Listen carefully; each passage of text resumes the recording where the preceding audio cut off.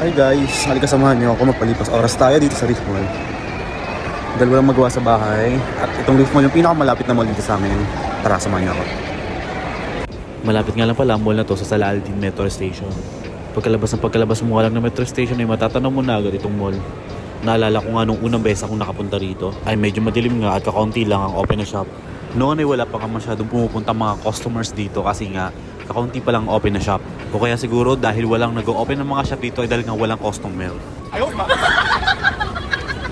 Pero ngayon mas mapapansin mo nga na mas maliwanag na ang mall na to kaysa sa noon. At halos makikita mo na nga rin lahat dito dahil meron na nga rin mga supermarkets, mga department stores, gym, at meron na rin mga clinic. At marami pang iba. Kung ikukumpara mo talaga noon ay talaga naman makikita mong buhay na rin talaga ang mall na to. At dahil medyo matagal-tagal na nga rin ako nandito sa UAE, minsan nga hindi ko rin talaga maiwasan na hindi mag-emote. Lalo na kapag naalala o pinabalikan ko yung nakaraan at kung paano ko nagsimula dito.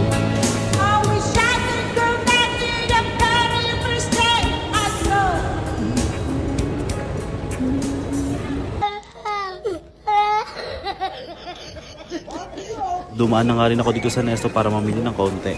Napansin ko nga na meron na rin silang self-service checkout dito kaya sinubukan ko na rin. Nagkamali pa nga ako sa pag-scan sa isang item na to kasi ang na-scan ko ay pang single item lang pero 4 kasi ito. Kaya in-inform ko yung nagbabantay para i-cancel yung item. Inisa-isa ko na in-scan yung mga binili ko. Konti nga lang itong binili ko tulad ng gatas, itlog at mga prutas. Pagkatapos nga ay binalot ko na rin ang mga ito.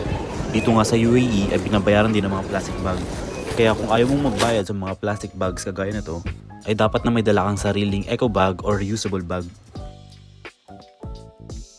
Nung magbabayad na nga ako ay hinahanap ko ang cellphone ko. Hindi ko nga agad naalala. Yun nga palang ginagamit ko sa pang video sa mga oras na to.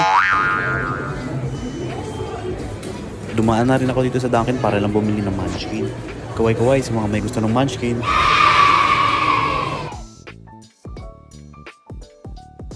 Pagkatapos nga inapadan ako sa store na to, napansin ko kasi na medyo maraming tao dito kaya sabi ko itatry ko. So eto nga, dumating na yung in-order ko. Mahilig nga pala ako sa kape kaya itong parang iced coffee ang pinili ko. Kaya naman pala naabutan ko marami bumibili dito ay dahil masarap na at affordable pa.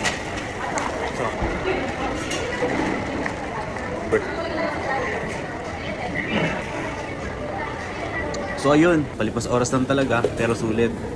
Nakabili na, nakakain, nakapag-coffee at syempre nakapag-content. Kaya kung minsan gusto nyo lang magpahinga o maglakad-lakad, try nyo rin dito sa Reef Mall. So guys, hanggang dito na lang muna. This is Danske Dubai. See you on my next vlog. Don't forget to like, share, and subscribe. Bye!